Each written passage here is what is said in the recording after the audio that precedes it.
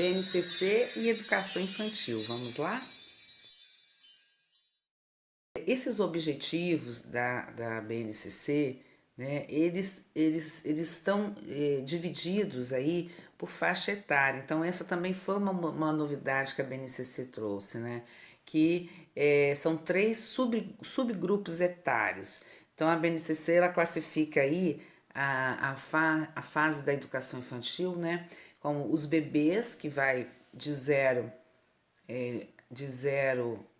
a 1 ano e 6 meses, então desde o nascimento até 1 ano e 6 meses, crianças bem pequenas, que vai de 1 ano e 7 meses a 3 anos e 11 meses, e crianças pequenas, que vai de 4 anos e 6 meses, de 4 anos a 6 anos e 2 meses. Então, essa faixa etária aí é que vai caracterizar as diferentes fases aí da infância, da primeira infância, né?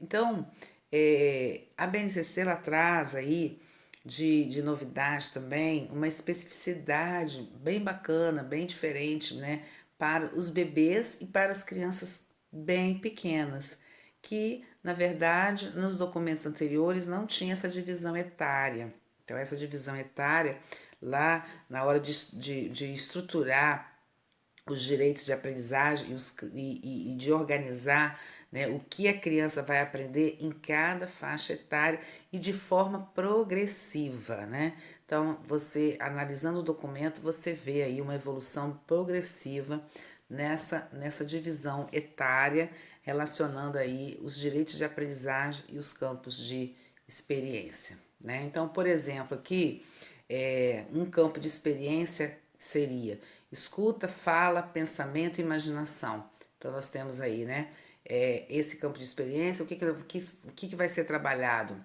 para os bebês, para as crianças bem pequenas e para as crianças pequenas. Então, essa é uma novidade.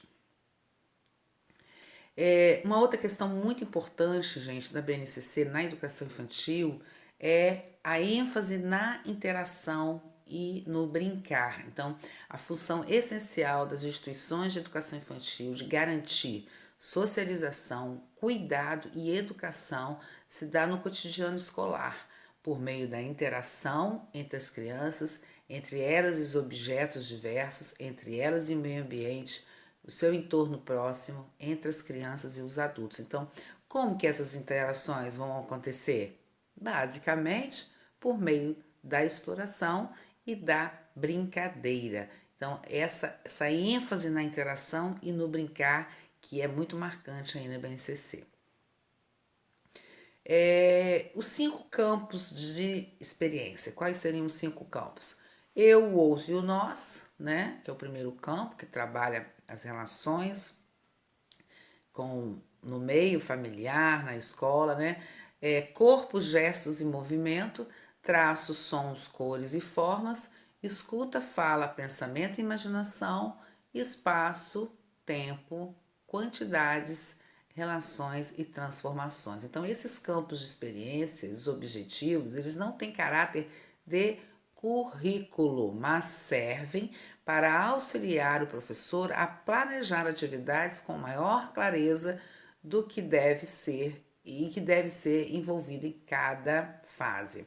Dentro desses campos, há objetivos de aprendizagem que são divididos em 3 grupos etários: bebês, crianças bem pequenas e crianças pequenas. Observem, né, que você consegue relacionar esses campos de experiência lá com os eixos estruturantes dos RCNEs. Né? Se você verificar aqui, quando você fala em escuta, fala, pensamento, imaginação, você está trabalhando a linguagem. Né? Quando você fala de espaço, campo, quantidades, relações e transformações, você está trabalhando aí as noções de quantidade, você está trabalhando a matemática. Quando você trabalha eu, o outro e o nós, você está entrando aí no eixo do conhecimento social, né? Quando você fala de corpo, gestos e movimentos, você está trabalhando a questão da linguagem de movimento do corpo, né? A questão corporal. E quando você fala em traços, sons, cores e formas, você está trabalhando a linguagem artística, né? Conhecimento, aqui também entra no conhecimento físico, né? Dentro de corpos, gestos e movimentos, tá? Então, é bem claro aqui fazer essa relação aí dos campos de experiência lá com os eixos estruturantes dos RCNs. E aí eu venho trabalhando cada campo de experiência, né? Quando você trabalha eu, o outro e nós, é a construção da identidade. Quando você trabalha corpo, gestos e movimentos, você está trabalhando aqui a exploração do espaço, né? Traços, som, cores e formas são as manifestações artísticas, culturais e científicas. Escuta, fala, pensamento, imaginação, você está trabalhando a linguagem oral, a leitura, a escrita. Tempo, espaço, tempo, quantidade e relações, trabalhando noções espaciais em relação ao tempo, à ordem temporal e histórica.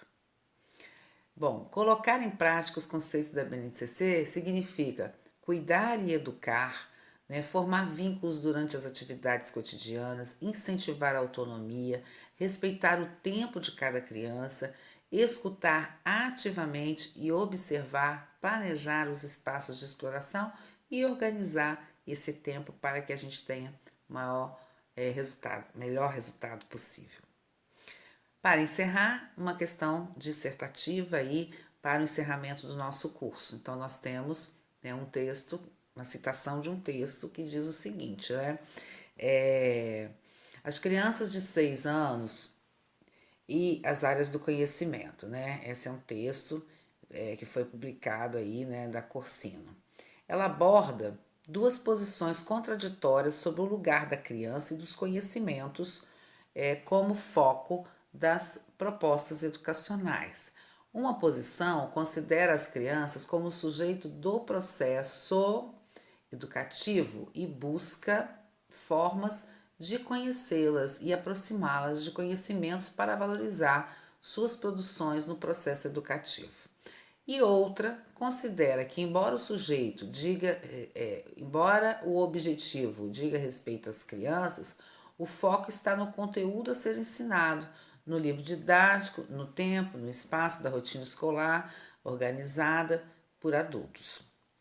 Afirmando que os professores oscilam nessas duas posições, né? A autora sugere algumas formas de superar tal dicotomia e pergunta: como pensar um trabalho pedagógico na educação infantil focado na criança, sem perder o compromisso com a sua inserção sociocultural, né? Então, a tarefa é responder essa questão aí de forma dissertativa, escrevendo um texto, né, de acordo com esse referido documento que propõe a respeito dessa temática. Então, aí você vai pensar nessa possibilidade, como fazer um trabalho pedagógico da educação infantil, focado na criança, no desenvolvimento infantil, mas sem perder o compromisso com a inserção dessa criança no meio sociocultural, valorizando, né, o meio social e cultural